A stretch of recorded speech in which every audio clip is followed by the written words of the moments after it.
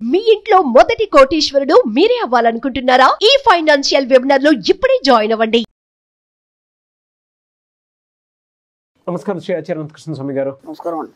ఒక్కసారి కొన్ని క్యారెక్టరిస్టిక్స్ గురించి చెప్పారు. మన దగ్గర ఒకటి దూరం అవుతుంది అని అంటే ఇంకోటి రీప్లేస్ చేయడం రెడీగా ఉంటుంది. దాని అర్థం అలా చేసుకోవాలి, కానీ అక్కడే ఉంటానంటే కుదరదు అనేటువంటి విషయాన్ని చాలా బాహాటంగా చెప్పడం జరిగింది. అది విశ్వధర్మం అండి. అవును. విశ్వం ఎప్పుడు కూడా నిన్ను పేదవాడికి కానీ నేను దిక్కులేని వాడికి విశ్వం నేను చూడదు.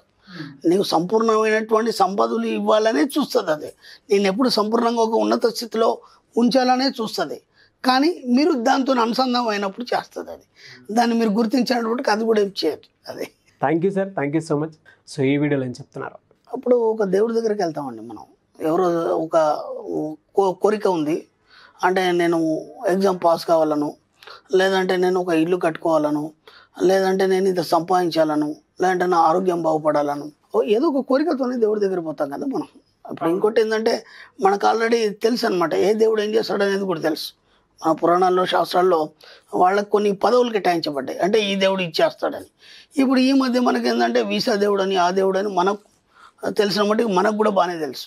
పలానా దగ్గర పోతే సంతానం అవ్వడం కానీ, లేకపోతే పలానా దగ్గర పోతే వీసా రావడం కానీ. ఓకే, ఇలాంటివి చాలా ఉన్నాయి మనకి, ఏ సమాజంలో చాలా చూస్తున్నాం. కానీ ఇక్కడ ఏమవుతుందంటే ఒక కోరిక కోరుకొని దాన్ని మీరు బ్లెస్ చేయమని ఎలా అడుగుతున్నారంటే భయపడుతూ అడుగుతున్నారు. అంటే ఆ కోరిక కంప్లీట్ అవుతుందా లేదా అనేది మీకు అపనమ్మకం. ఆ అపనమ్మకంతో ఒక్కోసారి అవుతుందని కాన్ఫిడెన్స్ వస్తుంది, ఇంకోసారి కాదని మీ యొక్క మనసు చెప్తుంది. కన్ఫ్యూజన్ లేదంటే దగ్గరలోకి వచ్చి పోతుందేమో, లేదంటే నాకంటే కాంపిటీషన్లో వేరే వాళ్ళు ఉన్నారు వాళ్ళకు వస్తుందేమో, మరి నాకు రాదేమో. ఇలా భయపడుతూ చేసే ప్రార్థన కాదు. ఇది బాగా గుర్తుంచుకోండి. అంటే మీ జీవితంలో ఏది కోరుకున్నా సరే ఎక్కడ కూడా మీకు తొట్టుపాటు కానీ, లేదంటే అపనమ్మకం కానీ, ఎక్కడైనా మీకు మూఢనమ్మకాలు కానీ, మూఢ విశ్వాసాలు కానీ ఇవన్నీ ఏవి ఉండదు మన సబ్జెక్ట్లో. అర్థమైందా? మన సబ్జెక్ట్లో ఎంత ఫేర్గా ఉండాలంటే ఇది అనుకున్నామా అయిపోయింది అంతే, ఇక దాన్ని నువ్వు పొందినావు అంతే తప్ప ఇంకా మళ్ళీ ఎక్కడ కూడా అక్కడ డౌట్స్ కానీ, సంశయాలు కానీ, లేదంటే పెరిగితనం కానీ, భయం కానీ ఇవన్నీ ఏమి ఉండకూడదు మన సబ్జెక్ట్లో. మనం ఎన్నిసార్లు చెప్తాం, ఓ 10 లక్షలు కోరుకోవడానికి భయం. 10 లక్షలు అంటే ఎప్పుడు పట్టుకొని చూడారు. ఒక మధ్యతరగతి గురించి నేను మాట్లాడుతున్నాను. కోట్లు పట్టుకొని చూసారు, పోగొట్టుకున్నారు కూడా చాలామంది. ఎందుకు పోగొట్టుకున్నారు అనే దాని మీద కూడా నేను ఒక వీడియో చేశాను. పెద్ద కోటీశ్వర్లు ఉన్నారు, ఓ ఫ్యాక్టరీ లాస్ అయిపోయింది, లేకపోతే ఇలా అయిపోయింది, ఎందుకు అలా అయినారనేది నేను గతంలో వీడియోలో చెప్పాను. అంటే వాళ్ళకు ఏం ఆలోచనలు వచ్చినాయి, ఎప్పుడు డబ్బుని వాళ్ళు ఎలా చూస్తారు, అందుకని మళ్ళీ వాళ్ళు లాస్ అవ్వడం జరిగింది. ఇప్పుడు ఈ సబ్జెక్ట్ తెలుసుకున్న తర్వాత మళ్ళీ పొందడం జరిగింది. చాలామంది కూడా నా దగ్గరకు వచ్చే క్లయింట్స్ కానీ, లేకపోతే ఈ వీడియోలు చూస్తున్న వాళ్ళు నాకు కాల్ చేసి ఏమండి మీరు ఇక్కడ చెప్పారు ఇది పొరపాటు, నిజమే మేము చేసాము, ఇక్కడ నుంచి ఆ పొరపాటు చేయం, మళ్ళీ సరిదిద్దుకొని వాళ్ళు మళ్ళీ విజయపదంలో నడిచిన విషయాలు కూడా చాలా ఉన్నాయి మనకి. కాబట్టి ఇక్కడ ఏమవుతుందంటే ప్రతి వాళ్ళు ఒక దేవుణ్ణి మొక్కడానికి కానీ, లేకపోతే కావాల్సిన కోరికలు కోరుకోవడానికి ప్రతి వాళ్ళు భయపడుతూ ప్రార్థన చేస్తున్నారు. అవును. అక్కడ ఏమైపోతుంది, మీ మీద మీకు నమ్మకం లేదు, కనీసం మీరు నమ్మిన దాని మీద కూడా మీకు నమ్మకం లేదు. అలాంటప్పుడు పని ఎలా అవుతుంది? కాబట్టి మీరు భయపడాల్సిన అవసరం లేదు, మీరు కోరుకోవాల్సిన అవసరం లేదు.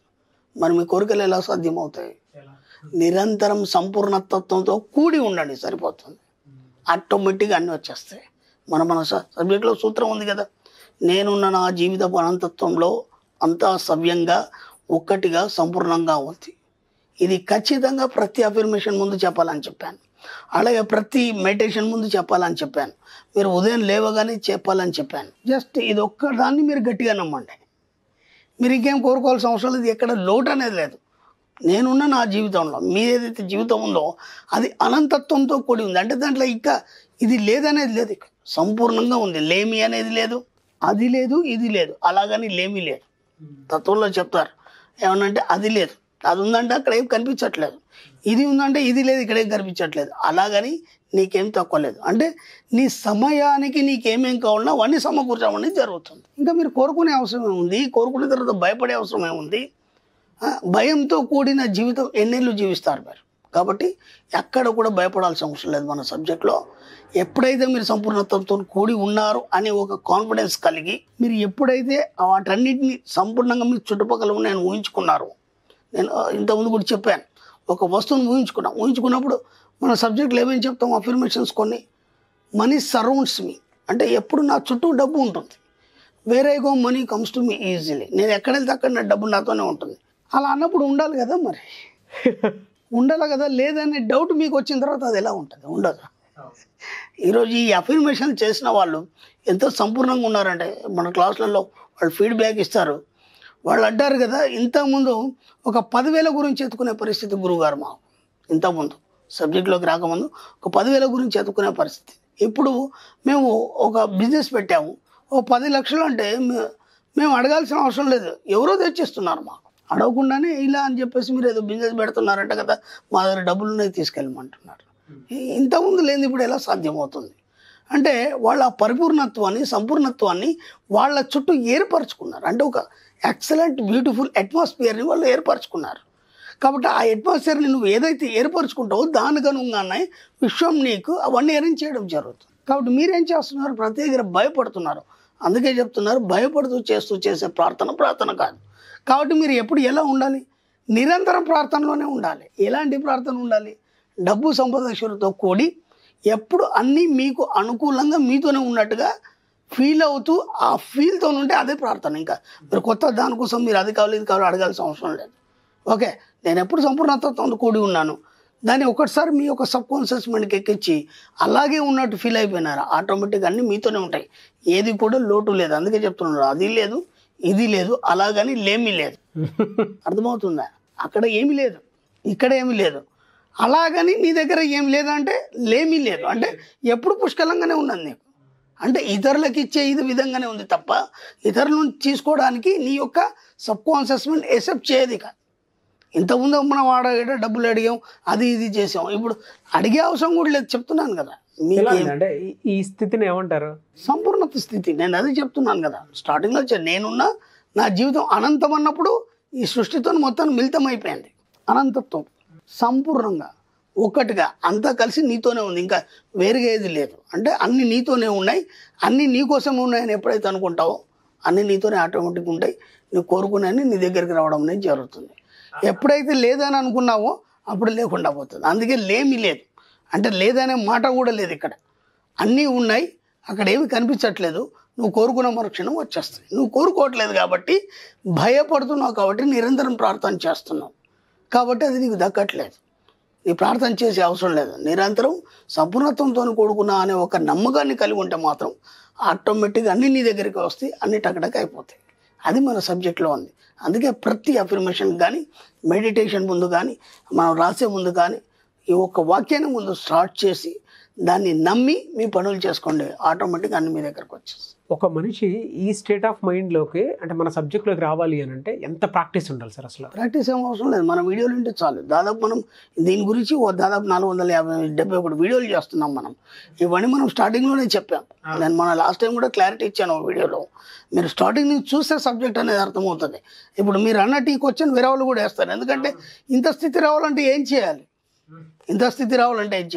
అందుకే మన సబ్జెక్ట్లో డబ్బు సంపాదించిన తర్వాత అహంకారం అనేది రాదు. మన సబ్జెక్ట్లో అందరూ ఏమంటారంటే డబ్బు వచ్చింది దగ్గర కంటే నీకు అహంకారం వస్తుంది అంటారు.